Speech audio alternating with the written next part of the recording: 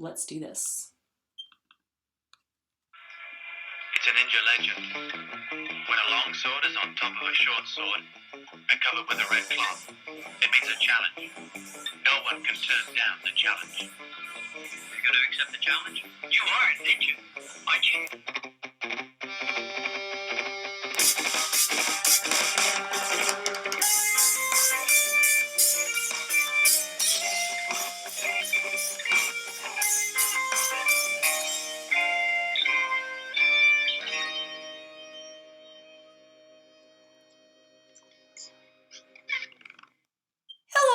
I'm Sabrina, aka Bria, aka the artist of the popular transgender themed webcomic Life of Bria.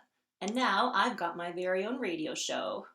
This week I'm pre-recording the show from my boyfriend's bathroom, which is basically a sound studio, I suppose. I just hope he doesn't have to pee for the next hour or so. For a show that has the word live in its title, I sure have been pre-recording a lot of episodes lately. I hope that doesn't take away the magic of it for people. It's just been tough to do things live lately with all the traveling I've been doing, and also the fact that I've just been really, really overworked. And starting in early February, I'm actually going to be traveling even more, and most likely working even more, because I'm going to Europe for 3 months with the lovely Sophie Lavelle. She's invited me along. I'm not exactly sure what she has in mind for the trip, but I do know that I'm going to be needing to use that time to focus on this graphic novel that my publisher has been very kind to continually push back the deadline for. I'll still keep doing the show though. It just might mean I'm broadcasting live backwards in time in the middle of the night from somewhere in Germany.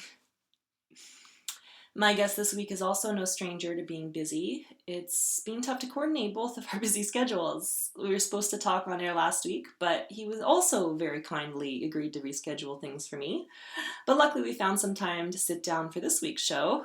And broadcasting all the way from Minnesota, I feel truly privileged to be connecting with this artist, Michael K., the creator of Serpentenial comics. His work deals with both trans and polyamorous themes, but more often than not. What's up? Yes, thanks for having me on here. No probs. I was worried there was a problem there. I should point out, I don't know, connection's not always so great where I am, so maybe the show's gonna get interrupted. Who knows? That's okay. I was thinking a little. I didn't know what to say. It's cool, don't worry. But thanks so much for coming on. It means a lot. Seriously. Yeah, thanks for having me. I'm really excited. So normally, I start things off by asking people what their favorite dinosaur is, but since you and I have a shared interest in Jojo, I gotta know, part 3 Jotaro or part 4 Jotaro? Oh, I really like part 4 Jotaro. Yeah. I really like how refined he is as an adult. He's still kind of grumpy, but he's more mature. He's got a better sense of style. I really like part 4 Jotaro, definitely. Yeah, that white coat, it's... white looks so good on him. I've always just felt like part 3 Jotaro is the one you want to date, part 4 is the one you marry. Part 3 Jotaro is the one I want to send to his room. Part 4 Jotaro is the one I want to date. He's so cool in part 3. Talking about smoking. Does he even smoke in part 4? I'd like to think that he doesn't. Actually, I read a note from the author, Hirohiko Araki.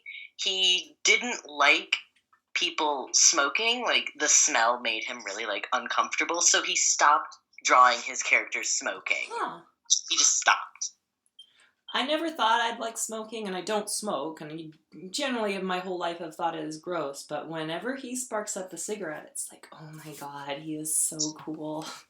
I just get so fatherly. I'm like, you shouldn't be smoking. Get that out. Spit that out. I guess I'm stuck in my teen years still. Yeah.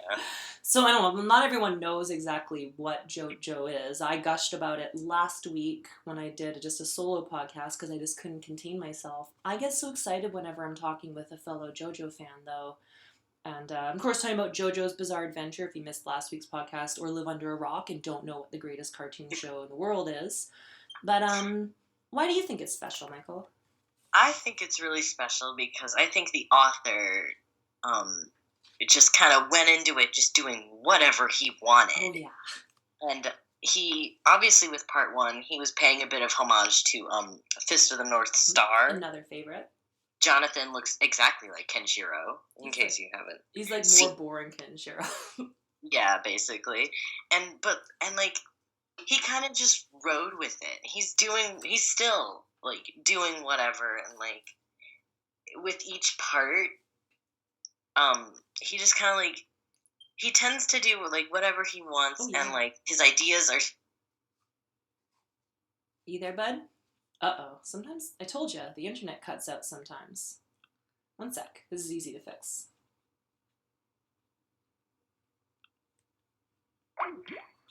Yeah, where I live, it doesn't actually like me all that much. That's okay. You there, kiddo? Are you there? Yeah, I'm there. The thing I was afraid of happening happened. We got cut off. Sorry, hon. How much did we lose? Talking about his ideas, I know that every single part of Jojo, Araki just changes the art style, which I think is so great. Yeah, I think it's less of him changing it and more of his style evolving. Oh, yeah. Because it's a very slow transition. But there is always a point where it's kind of like, okay, I'm committed to this now, though. And it usually is timed with parts. Not always, but... Yeah. He's definitely sort of, with part 7 to part 8, which is still ongoing, it's definitely been less of a change and more of, like, polishing the style. Definitely.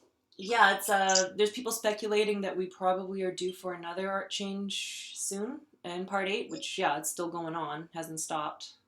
Yeah, maybe. Who knows? I haven't, honestly, like, I only read the manga of JoJo when I'm dilating. That's like JoJo time. So I'm not even halfway through the series. But the anime's gone up to part 4. I absolutely loved part 4. It kind of just I don't know, every part I felt like, okay, this is my favorite part now. And then the new one comes out and it just blows the other one out of the ballpark. Yeah, I personally love part 4. I think the most. I love the villain. He's my favorite villain, my favorite JoJo villain. And all the characters are really lovable and just endearing. And it's such a lighthearted part for all the pain that is to come afterwards. Yeah. It really grew on me, though. Like, it started out, because, like, part 3, without even spoiling things for people, it just gets really super epic. And then part 4 becomes really little and quaint in comparison, but still really tense and emotional, and it wins you over. Yeah, I really like that. Yeah, it took a while for it to grow on me. I started with part 1, and I got attached pretty quickly, and, like, if you watch the anime, you can blow through part 1 in one day, basically. It's pretty short. I kind of had a hard time liking part 2. I didn't really like it. I don't care for Joseph. Really? That's just my own personal thing. Too sassy? The themes of part 2 weren't all that great, but then part 3 and on, it was pretty fun. It's delightful. I had a really hard time at part 3 because not just art style shifts, but he just completely changed the whole premise of the series almost. Like, for anyone who hasn't seen or read this at all, it starts out being about vampires and then starts being about psychic ghost men. Like, it just totally new concept. And you know what? It's great. It makes it better. But at first you're kind of like, but no, vampires and the special kung fu for fighting vampires. Yeah. And they drop the whole vampire thing after part 3, and that's the kind of flaw that comes with Araki just doing whatever he wants. Oh yeah. He'll like have fun and like have all these new great ideas, but also like inconsistent. And it's pretty clear that every part is kind of just like whatever he happens to be interested in. He's just like, oh, that's what this is about now. Yeah. He's like, I want to write about a serial killer. Yeah. I want to write about the Italian mafia. You know, just kind of doing like, I did research on rats, and now this little story is going to be about rats. It's amazing, actually, how much research goes into this. And I feel weird for gushing over it as much as I do, but it's just amazing. Yeah, it's really great. It's honestly kind of inspiring. Oh, yeah. It totally, like, I guess for me, one reason why it's so personal is I actually first started watching the anime of JoJo when I first started transitioning, and it was kind of like a whole life transition. It was there for me, and it turned me into a new person. Yeah, and that's kind of how I feel about it, is I met a lot of my really close friends through it, and a lot of my friends and I bonded over it, and, like, we enjoy it, and it brought me closer to people. It helped me reconnect with an old friend. It it just kind of got me involved with a bunch of new good people. And again, whenever you meet somebody that likes it, you get so excited. It's like, yeah. Oh my god, you like Jojo too? Yeah, and it's still going. It's probably never going to stop because Araki's immortal. Yeah, Araki used the stone mask. He looks as like the same when he started when he was like 19, and now he's like 50, right? And yeah, he's like 55, I think. He hasn't changed. He doesn't get older. And he's been doing it the whole time. It's impressive. It makes you feel like you could be a comic artist too, huh? Yeah, definitely. If he can do it, I could probably do it, kind of. That's how I feel, especially about part 1. It has this look of, he was only 19. He's just thrown onto a series. Suddenly he has a manga series, and he just has to make it work. And he did. And yeah, he sure did. It's kind of like, he's a bit of a prodigy or whatever, being able to produce a manga series. It's so high quality. It's so young, but... I mean... But I don't know, I feel a bit that way talking to you, because you're like only 20, right? Yeah, I'm 20. I'm going to be 21. Well, it's close enough. You're young, and you're making some really great comics. Serpentenial Art is your page. You got it on Facebook and Tumblr. Anywhere else? Not particularly. I have a Twitter, Serpentenial, but that's just me talking more so about art rather than like posting it. I don't know why. You can do that on a podcast or on Twitter. That's fine. People love that stuff. People want to hear what artists are thinking. That's why they listen to podcasts like this. Yeah. But so how long have you been working on like doing art then? Like since I was little. Yeah. Literally since I was like 12 or 11. And were you able to keep at it consistently through your teenage years? Yeah, I kind of did it for fun. My goals and stuff, like, changed over the years, but I've always been like, this is what I want to do with my life. Awesome. Like, I don't want to do anything else. I want art to be my job. That's always been like, at the end of the day, I want to do my job and I want to love it and like make things. That's always how it's been. I guess I felt compelled to ask if you kept at it through all those years, and I guess it's clear you did, because you're doing so well at only 20, going on 21. But it's so common. I feel like, I guess education is something close to my heart, that shitty art teachers have a way of quashing people during high school, especially. You didn't run into anything like that? No, actually. One of my biggest reinforcements was my high school cartooning teacher. She pushed me in her cartooning class. Wow, she had a comic class in high school. Yeah, my high school was huge. That's amazing. And she pushed me. She said that you have a really good skill, and that means I'm going to push you. And I'm like, all right. And I did a independent study with her. I took her animation class. She said, when I was applying to SCAD, Savannah College of Art and Design, she said, yeah, you have what it takes to get into that. And I was really flattered by that. And she was definitely a major artistic influence in terms of actually doing it. That's great. I love hearing stories about good teachers, actually. Yeah, I was lucky. And that's such a key thing, I think, especially for young people who are learning anything, to realize that if you have a teacher who's really riding you and pushing you, it's because they think you're good. It's because they think you can handle it. I mean, there's a difference between you to succeed. Yeah, there's a difference, of course, being a jerk and riding someone, and I think you can tell the difference most of the time. But I feel like whenever you're getting criticism, just take it as okay, I'm ready to meet this criticism. I can handle whatever this person is criticizing about me, and it's going to make me better. Yeah, you have to take criticism, especially with art, as a not personal thing. You kind of have to go into it taking it with a grain of salt and just being like, okay, this is what I have to work on, and if I want to be good, I have to work on that. But of course, once your art starts going public, like say you're posting it online, it does change because now suddenly anybody and everybody can talk about your art, and not everybody is exactly qualified. Yeah. Have you run into things like that? People kind of being condescending, or I don't know. I People just actually, have this idea they can talk to you. I actually did get one of those Oh messages. yeah. Somebody telling me how I could make my comics better, Hmm. and I really appreciated the sentiment and like them wanting to help me. But it did kind of feel like they were treating me like I didn't know what I was doing. Yeah. And they're right. Their criticism was right with like I should add more backgrounds to my art. I should make the clothes more elaborate with my comics. But with my trans comics, it's more focused on like the narrative, Yeah. just with little visuals, if you will. A lot of people don't realize the difference between making like a web comic and like a comic most of the time. Yeah. Like especially if you want, here's a free tip, kids, by the way. If you want your web comic to succeed, it's usually better to keep it pretty simple, on point. You don't need to get up your own ass with details and making it all elaborate.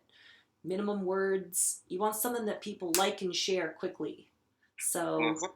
a lot of these, yeah, like bits of advice you might get about making a comic book kind of goes out the window. It's not super useful.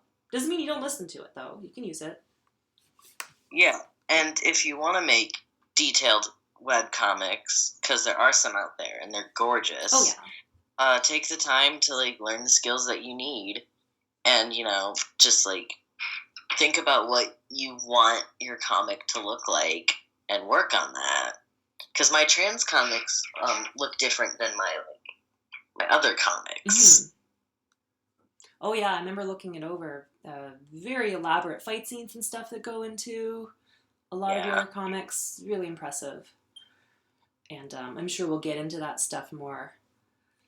But I feel like I lost my train of thought on web comics. Damn. So I guess I don't know. We'll just go back to like Lil Michael. What were like your early influences that you'd say really got you into art then? Oh God, Sonic the Hedgehog. Oh yeah. Sorry, I would play the video games and I would read the comic books. Oh, me too. Die Hard. I love Sonic.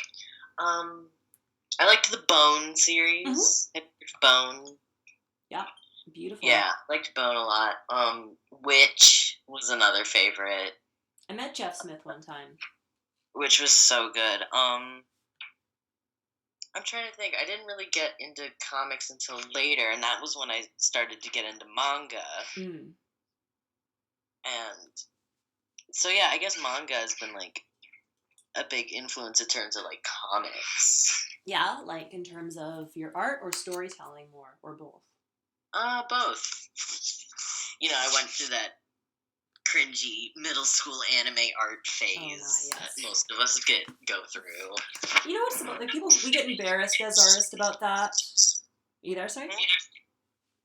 What? Just suddenly got weird there. I was gonna say a lot of us get embarrassed by those middle phases, but like it's kind of a really good thing to go through because it's like it's showing a person who's willing to look at another art style and try and learn from it, which like I was too arrogant to go through, Yeah.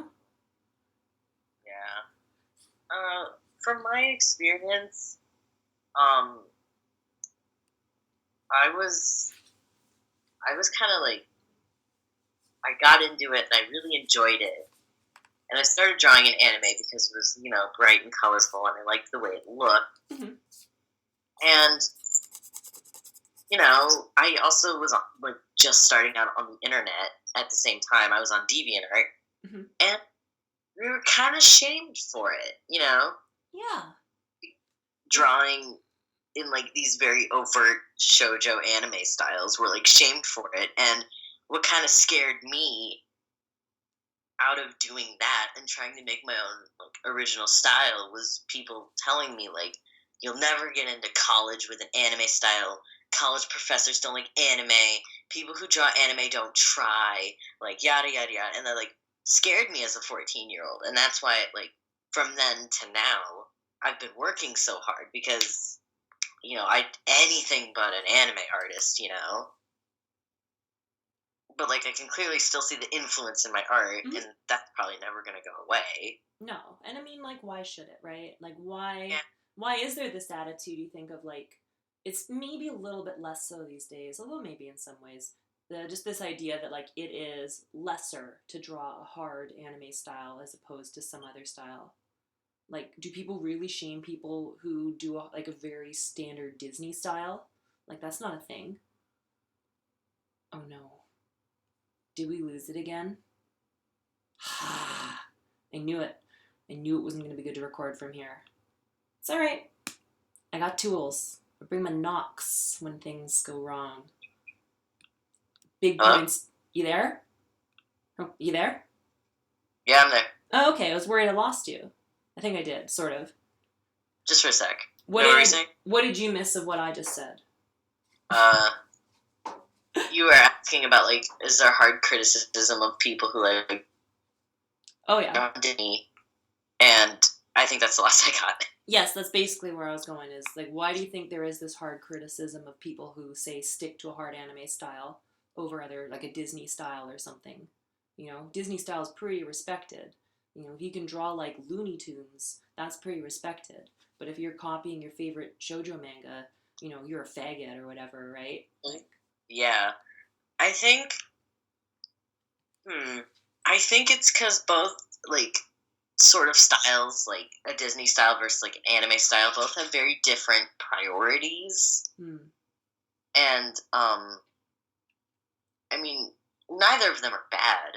no. I think as long as the person is like willing to learn the basics and fundamentals, both can be great and both can suck without those. Oh yeah.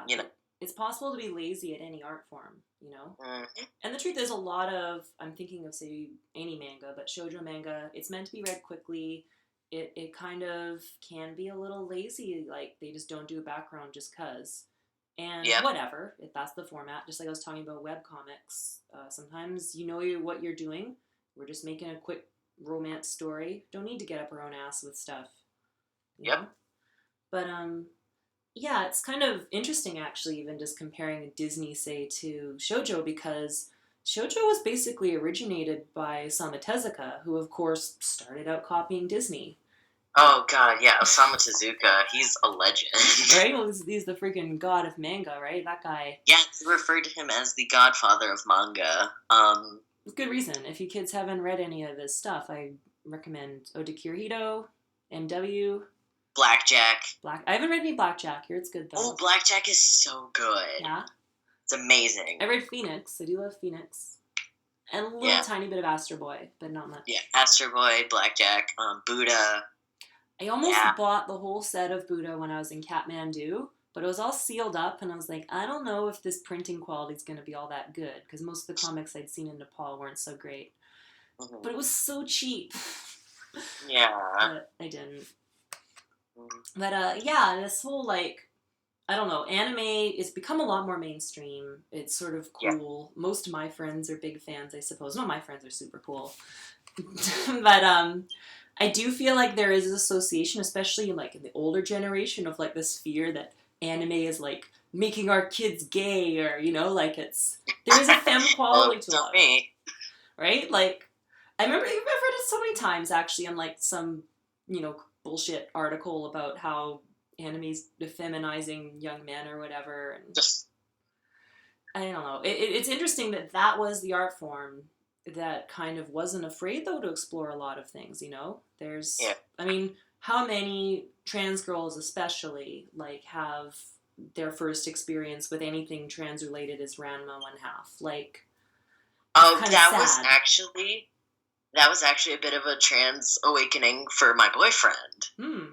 That was his first manga, and he really connected with Ranma and his whole situation. And he didn't realize that until later, but yeah, he definitely, it intrigued him. Well, that's what so much of this is. We don't understand any of these feelings we have going on, and then we're kind of grasping at anything, any piece of imagery or media that can kind of help explain to ourselves who we are. And I think that's why trans comics can actually be so important, because they're kind of normalizing this and showing confused kids that, hey, you can be whoever you want to be, basically, you know? Yeah. And it is kind of harmful, I suppose, like, if all the media you have that's trans-related is, like, forced femme or, like, unwilling transformation stuff, because, like, that's all so many of us can allow ourselves to express this side of ourselves as. We can never admit that we actually want to be this way, you know? Yeah.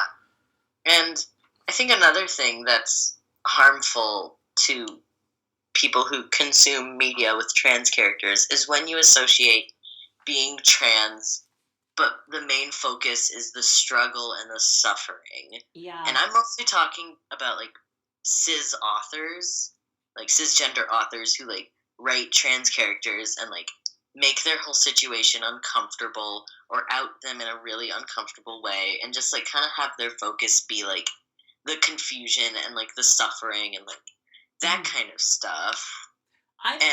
Go on, sorry. And what I really want to see more of is trans characters being okay, being happy, and, like, once they find out, they're like, oh my god, this is great, and they flourish, and, like, they don't suffer, and, like, they're not put in these uncomfortable situations. It's interesting. I guess that's kind of what this graphic novel I'm supposed to be working on is. It's, you know, I think more positive role models and good models of behavior, and just showing that, yeah, typically, I certainly know in my own case, coming out just made me better. I was just a better person, happier, more well-rounded person. Obviously, we all deal with so many problems, you know, mostly from external pressures in society. But yeah, it's not all suffering, especially just given somebody who does come out and is living as their authentic self. That's beautiful, you know? Yeah. I talk about this, though, a lot with other trans artists, and it is kind of tough to depict being trans without also discussing the problems that come with it, because most of the time it's just being a normal fucking person. So how do you even bring up somebody's transness without it being, say, a conflict? Especially if you're telling a story, and conflict is what's interesting most of the time. And I don't know if I found actually a great way around that a lot of the time, outside of very specific contexts. Like, when would you write a trans character where their being trans was relevant to the story, say, and that wasn't a problem for the person, you know? It's hard. I don't know if people have actually figured out how to write good trans characters without it being kind of insulting. You know? And then, I guess it's interesting, in our day-to-day lives, most of the time, if somebody else is bringing up our transness, it's kind of unwelcome. It's like, hey, you don't get to bring that up. Yeah. I don't especially feel like being outed, say, or... I feel like when addressing trans characters and, like, the concept of them being trans, it needs to be handled very casually, very lightly, not intrusive, maybe even just mentioned in passing, and not having other characters, or not every character, be shocked, you know, or like weirded out, or, you know, whatever. I have a character in the comic that I'm working on right now, who is by gender, and he will sometimes, you know, sometimes he'll be like, oh, I'm a girl today, and, like, everyone's just like, okay, and just kind of rolls with it, and, like, is okay with it. And I think how to handle that delicately is to just not be so overtly violent and, like, weird about it, and just kind of be like, oh, she's a girl today, he'll be a boy tomorrow, you know, just kind of take it with a grain of salt. It's like, this is normal. It's authors, especially cis authors, want to make it into a problem because they see it as a problem. And I like that term, casual. I think that's the way I've described it in the past too. Just like, it's not a big deal. They're just here. It's not a big deal. Like, tell them the pronouns, tell them what's going on, and then move on. Like, and, like, don't make that all that the character is. Like, you wouldn't, like, take say, for example, like, a cis character and make that all that they are, you know? Yeah. Like, Well, that's just it. Being cis is normal, and then everything else Yeah, is different. exactly.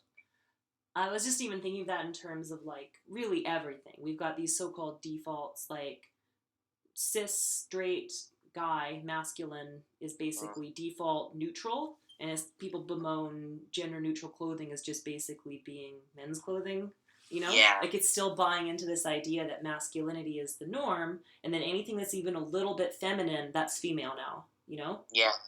And I guess it goes with everything, like race even, you know, if you're a little bit brown, you're now not white, and you're it's just kind of, we have these problems of we assume one default position and then everything else is some weird different thing. Yeah. And I suppose that's the hard thing with writing, especially going back to like your bi-gender character, for people, I guess, to wrap their head around that somebody could be in some way feminine, and like that isn't like defining them entirely as like a woman or as this one thing, you know what I mean? Like, Yeah. especially gender fluid type characters, they're actively treading that boundary between masculine and feminine, and like, I guess a lot of people can't wrap their head around that. Yeah. Don't know why, but you know. I'm actually very curious about that comic. Which one is that? It's a comic that I've not yet published yet. However, I am working on sort of like prologue to it. The comic itself is called The Wind Takes Us, and it's about a group of kids. None of them are straight. Basically, a group of LGBT kids who leave home all at very young ages and start traveling together, and they're like traveling the world and like seeing new things and meeting new people, with all of them with their own unique backgrounds for growing up and discovering things about themselves and each other. And it's, you know, kind of like a coming of age narrative.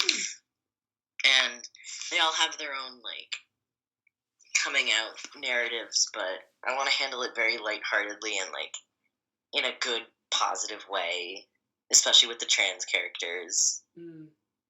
Yeah, usually if we have a coming out story in a story, it's like some big terrible burden they carry with them or something, you know. And yeah, they're like forcefully outed, and there's drama and like how could sadness. you do this? Their parents all, I mean, like, yeah, in real life parents get upset, but like I think most of the time people should remember that once somebody's come out, like, that's great. Good for them. They're happy. Yeah, like once you come out, it's like, whew, like finally. Yeah, it's this huge burden taken off of you. The holding it in was the burden. Yeah, it's like a weight being lifted. It is hard though, because for so many people, coming out is a really terrible experience because their parents are not okay with it, say, or they get disowned, and that is a big problem that a lot of us face. And I guess we shouldn't just ignore that. Yeah. It's I don't know, I guess it's weird to balance this positive representation with addressing serious negative issues. Yeah, and of course it is important to address the serious negative issues, you know. Mm-hmm. Not everyone's going to be okay with it. What matters is that particular negative reaction to somebody being, you know, LGBT is punished within the narrative. Like, it is seen as wrong for a person to, like, put that person down for being themselves. And it's pretty easy to construct that as an author. You know, it's not hard to set things up so that our point of view of the, say, mistreatment is not supportive of it. Yeah, it needs to be seen as uncomfortable for them to say things like that. It needs to be addressed by other characters. Like, dude, what are you doing? Like, that was rude. You know, it's a simple just a simple gesture of like, hey, this is not what you should do. I guess it's simple. It's getting me into this, I guess, discussion I have with myself of like realism versus, I guess, idealism in art, where so many times, you know, things are just wish fulfillment, things are just power fantasies, like literally every superhero comic, or Stardust Crusaders with Star Platinum oring the shit out of someone you hate, like, you know, Fist of the North Star is every episode Kenshiro giving the comeuppance to bikers, like, it's just, we want justice. And we Yeah. crave it. And in real life, we don't get justice most of the time. You know, like Yeah. most people who come out and their parents are shitty, nobody holds their parents accountable, and their whole community agrees with their parents. And Yeah. like, how do we represent the reality of that? But also, like, we're trying to build a better world. Art is trying to improve the status quo, not just represent it. You know what I mean? Yeah, I feel like we can add those heavy elements, like, you know, people not agreeing and like the people not being held accountable. I think as long as we address those, we need to give a sense of hope that yes, this person doesn't accept you, but these. Oh no, did I lose you again? Damn it. It's okay. Last time we recovered pretty easily. You there, honey bun? Sorry, I dropped out again. Yeah, what'd you lose? Just talking about how you are accepted by this other group of people as opposed to, you know, like this other group doesn't accept you, but we do, sort of thing. I guess that's the sentiment we were in. Yeah. And especially it sounds like your story is very much like finding community. We all work together and have each other's backs and discover who we are together. Does that sound about right? Yeah, definitely. That sounds really great. Do you have any idea, like, what format's that going to come out in? That's going to come out as a webcomic. Mm-hmm. Like I said, I'm working on the prequel right now. The prequel is called Shelter. And I'm posting it on Facebook, Tumblr, you know, those places, basically. And it's about one of the main characters and his adoptive father, if you will, and like how they came to find each other, and like him growing up as a trans kid, and like stuff like that, and like how he came to like want to leave home and that sort of thing. And will this be connected to Serpentenial, or are you going to make another page for this? It has its own Tumblr. Oh, okay. I don't know if you'll want to I'll post link it. Every link you want posted, I will post in the description of this when it streams. Awesome, because the URL is long and it has hyphens, and it's, you know. If I'm sure, though, if somebody were to look up in a search thing, The Wind Takes Us, would that find it, or? Let me check. I don't know. We'll post the link. Don't sweat it. Yeah, and also, I wanted to ask, is this like a very grounded world, or are we talking a bit of a fantasy elements going on? It's like our world, but not. Yeah. You know? A little bit like well, sorry, finish your thought and we'll continue. It has some fantasy elements. I wouldn't say like, because there's no like magic or anything, but like it's like our world, but some different things, like different kinds of animals and like certain like phenomenons and like locations and like geographical elements. I love that sort of thing. Relatively like our planet. I think that sort of thing works really well, and I guess it was like a nice seg into another shared interest we have, and I've seen you done some very cool art related to, is Steven Universe. Yes. We're talking about planet Earth, but it's kind of not planet Earth. It's like alternate history. Why do you love Steven Universe? Oh my god, where do I start? It's pretty special. I love a lot about it. I love how much like care and love is put into it. You know, the backgrounds and the music, and like it's just the art is amazing. It's inspired by anime, and like that gave me a lot of hope, you know, as somebody who was influenced by anime, you know. Yeah, it's a bit of a hybrid style, isn't it? I love the characters. I love how nuanced they are, and you know, I really relate to a lot of them, a lot of their struggles, especially Pearl. Oh, Pearl. I can't stand Pearl. I feel sorry for her, but seriously, God. I don't know, you know what? Here's the thing, I haven't watched the whole series, so I know things change, but... Yeah, and I love the LGBT representation that we've seen. It makes me so happy to just see that. It's such a breath of fresh air. And it's also so casual, like we're talking about. Like Yeah. it's not the point. As Yeah. I guess I got into watching Steven Universe when I was visiting Jessica Nightmare back when we did the podcast where it was me, her, and Sophie, Hmm. and it really won me over. Totally, like, just got me right into it. But we were talking about what makes it so great is it talks about the thing without talking about the thing. You know what I mean? Hmm. So yeah, it's got a lot of queer representation, but also not explicitly. You know, Yeah, like, it's they don't. Ruby and Sapphire don't talk about being gay, but they're a couple, and they're yeah, treated as such. and it's no big deal. And it's It's no so big deal. And even Steven himself was like, Garnet is a relationship, mhm. and it was cleared up, and it was fine. Yeah, and it also actually goes to talking about Jojo. The thing I like about Jojo is it's like super gay without being gay. You know what I Oof, mean? that's a little different. They're not really the same thing, although I'm suddenly very interested in comparing the two. But, like, Yeah, it's, you're, really what it is it's representation without overt representation, which isn't the end all be all, because I think you need literal LGBTQ representation. But it's kind of normalizing it, and also it's doing the very useful thing of letting cishet people, I don't know, cut loose a bit. Maybe they can lighten up a little bit. yeah. You A know what I lot mean? of cishet fans are like, "Is JoJo gay?" Or like, "JoJo's not gay. Oh It's yeah. based off Greek art," and it's like, Oh, which I is don't totally not gay. tell this. Yeah, it's not gay at all. Don't worry, kiddo. Yeah, like I feel like the author added those sorts of themes without realizing it. Oh no, it's completely innocent.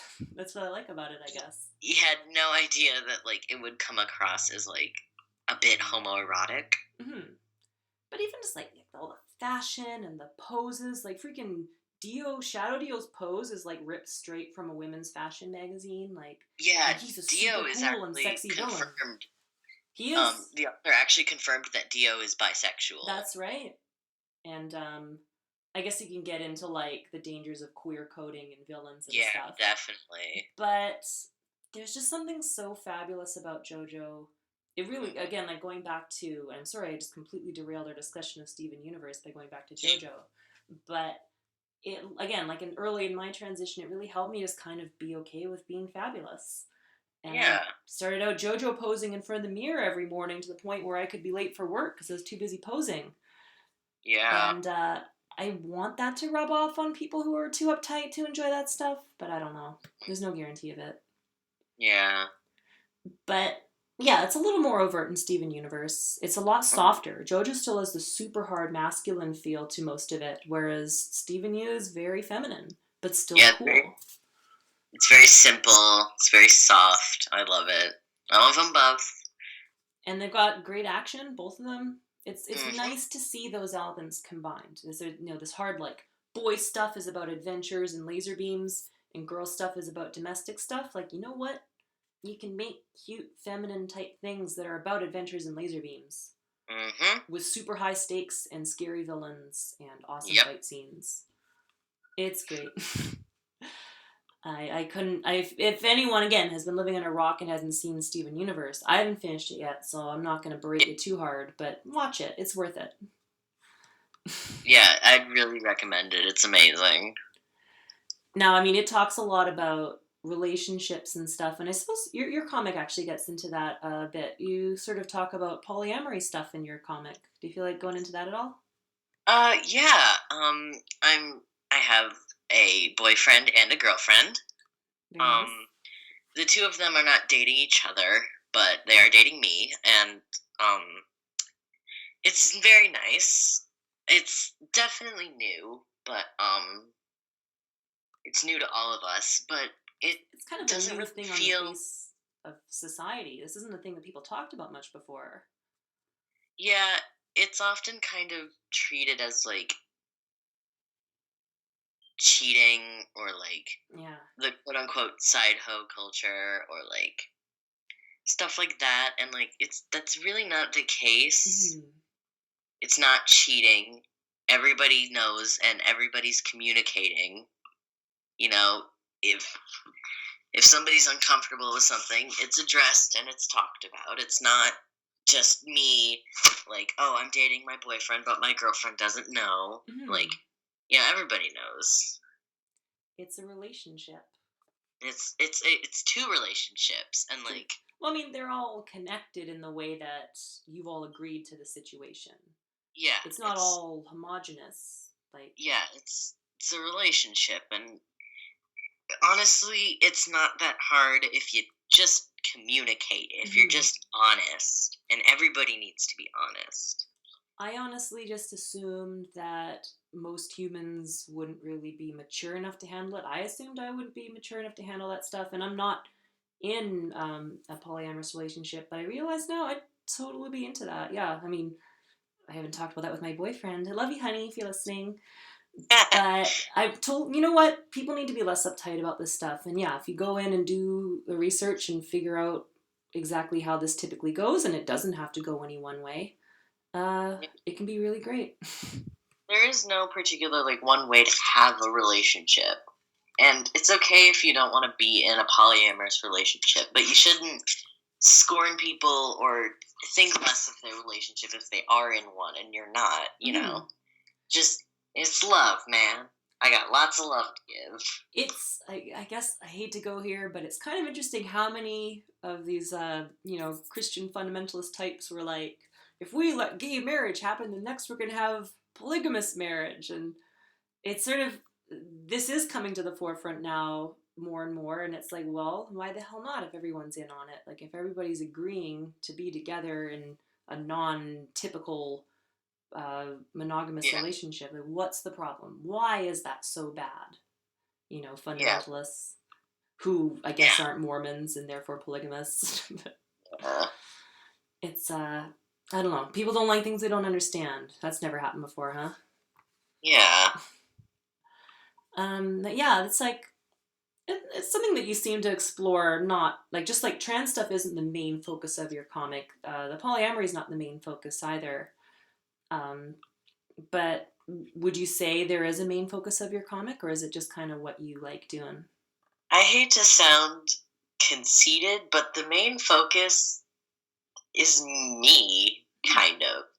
And that's not in a self-important way. It's more in the only trans, poly, gay, whatever experience I know is my own. I can't speak for anybody else. I can only, talk about what I know, what I've been through, and I hope, I just hope to God every time I post a comic, and I'm nervous when I do, I hope to God that people will understand and will be like, oh, I've experienced that too, and just kind of understanding that other people go through similar things that I go through, but in the end, this experience is entirely unique to me. And if certain people relate to certain aspects, then that's great. That's what I want. I want people to see themselves and be like, oh, I go through that too, and but I can only do it by telling my story. And I found that to be the same case whenever I've done personal comics, which I haven't done in some time. But there's always this fear that nobody else is going to get it, or that you're being conceited or something. But the truth is, most people will have experienced something similar, and they'll be so grateful that somebody else put it out there. Do you find, because I know I found when I made the more personal comics that it was very therapeutic. It helped me work through problems in my life. Do you feel the same way? I'm sorry, what was that? Do you feel like making more personal comics helps you work through whatever that personal issue was? Like, is it therapy for you to make comics a bit? Sort of find myself making the comics after I've sort of figured out these thoughts. They need to come together as a coherent thing in my head before I can even think about putting them on paper. And just kind of putting out things that I've come to terms with myself, and just thinking, hey, maybe this would be a good comic idea, just kind of putting that out there and sharing it with people. I guess that kind of reminds me of one comic of yours that stood out where you're talking about how you saw yourself in the past, and there's that typical narrative where we think of ourselves as, say, always having been our, present gender or not known it when we were kids. But you did the comic that was about how you were okay with seeing your past self as being, say, a girl. And I just kind of interested in talking about that sort of like composite self that even goes into people who are bi-gender or gender fluid. Our identities are not homogenous, Yeah, that actually, I was thinking a lot about those kinds of thoughts before I made that, and that's why I felt like making it. I always like as the comic says, I always see myself past as. Oh no! It cut out right as he was talking again. It's my boyfriend's internet. It's not even my fault, even a tiny bit. You there, kiddo? Yeah, I'm there. It cuts out at like regular intervals here. Sorry, hon. I think it was like everything after you were thinking about this and you saw yourself as, I don't know what we missed. I saw myself past a certain age, like as a girl, for a while, and like that's how I see myself, and I've sort of kind of separated the person I am now and I will be with that little girl because I've changed and I'm gonna change and I'm not going to be that anymore. And for some reason it doesn't make me uncomfortable to say back when I was a little girl, and it'll be funnier as I transition and, get like a beard or whatever. And just never, like, because I'm so separate from who I was as a kid, I don't see that as myself now. Yeah. I completely jive with that. Like, I when I first read that comic, it really made me think, which is one reason why I wanted to bring it up here. But just I realized I truly see myself as a separate person from even like 2 years ago. Everything about that person was just, he's a different person. And when I refer to him, I usually refer to him as him, he, third person. It's not even me. Yeah, not you, and it never will be, and that's okay. Yeah, like he was like the opening act, and now it's the main attraction's turn. And I don't know, it now, I'm not sure how you feel about this, but it becomes very different when somebody will be describing, say, something from my childhood, and they're saying like you, but then they'll also be like he. And it's like, no. If we're gonna have the he's, it's not gonna be me. They're not allowed to do that. I don't typically say me. I say him. It's a different, totally different entity. I don't know if you ever watched Star Trek, but remember there's in Deep Space Nine, there is the symbiote Dax, that cute lady that had like the dots on her neck. I never watched Star Trek. You should actually. If you're, I don't know. I tell everyone they should watch Star Trek. But basically, it's like this thing that it's lived in many hosts. It's got many memories of like the past lives, and that was like a little tiny trans moment in my growing upness of like, whoa, there's this girl who remembers being a boy before because she had the symbiote in her that lets her remember the past hosts that it has lived in. And I guess that's a little tiny bit how I feel. Like I'm this new entity that happens to have the memories of an old entity that no longer exists. I don't know. Maybe I'm a little wary talking about this stuff sometimes because we already have enough people calling us crazy or whatever for being who we are. But it's kind of interesting to discuss the mental phenomenon that go on with like a transition, Yeah, and it's different for everyone, like. Yeah. It's very different. The way that we like think and view our transition is very different. Some people are totally cool with seeing themselves as being this sort of fluid, continuous person who is all the same person, Other people are completely uncomfortable with ever allowing themselves to be labeled in any small way, their birth gender or whatever. And I guess I can understand the rationales behind all those things. Yeah, that's totally reasonable. But I feel like there needs to be more and more discussion of internal mental states in general, because these are the things that people keep private and don't think anybody else understands or experiences, Mm-hmm. or thoughts. And Yeah. I think comics like that particular one are very important and useful for people. Yeah, I'm really glad people liked it. I was surprised. Yeah. Yeah, I noticed it got a huge reaction. Was that your best one ever? Um, it is not my most popular. I have the first one that I made, actually, I think is on Tumblr over 45,000 notes. Mm-hmm. And the one that we've been talking about is like at 40,000, I think. Oh, only. Just a little behind. The first one initially got me all the attention, and then this next one seemed to kind of pick it up a little. Nice. Which I'm very happy for. I'm very glad people like that stuff. It's going to keep on getting more and more, I'm sure. I hope so, and I hope that even if I don't make those kinds of comics as often, people will still like my stuff. Because that's what I've been kind of afraid to talk about this. I really like making trans comics. I love it. I like it that it makes people happy, and as long as I can make people happy, that's all I want to do with my art and stuff. But I don't want my entire web presence to be that. Yeah. I don't want my legacy to be talking about trans stuff just because I'm trans. I don't want to be that. I want to tell stories that have LGBT and trans characters, but LGBT not being the genre. You are not alone in that. Pretty much every single trans author I talk to feels the same way. Yeah, and I'm really glad that my trans comics get me the revenue that they do, and I hope that people can enjoy them and I can continue to enjoy them. But I want my art to be enjoyed outside of that. And bring people into it.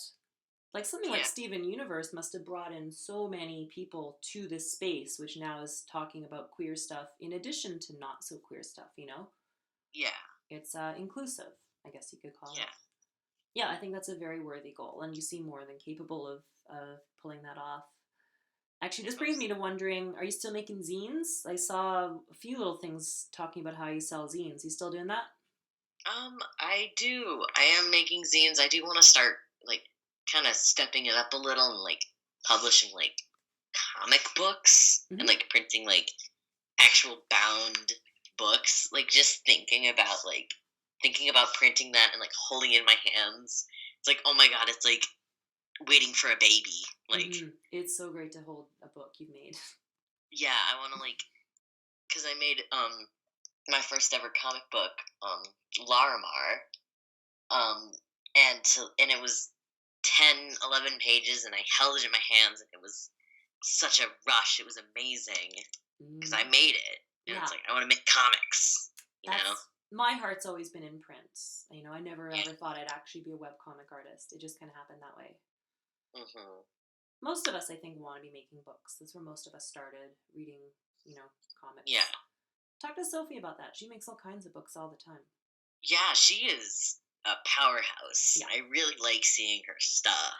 You can build to that momentum too. I think it's intimidating when we see artists who are successful and just don't even understand how the hell you get to where they are. But it's just kind of keep on it. You have, just keep, I don't know. Shit, here I am talking like I know something about this, but I'm in the same place trying to make my way in the world. And this I know. The trick is just to keep pushing. Definitely. I figure I'm not going to school. I don't really have a whole lot of connections, but I figure if I just keep going and not stop, I will get there. And don't get complacent. Try new things. It seems like you do try new things. Experiment. Absolutely. Do not get complacent. That's the one, it's the one danger for any artist. Is even artists who are skilled and trained, is if you become complacent, then it'll show. Oh, and you get lazy. You get soft. Yeah.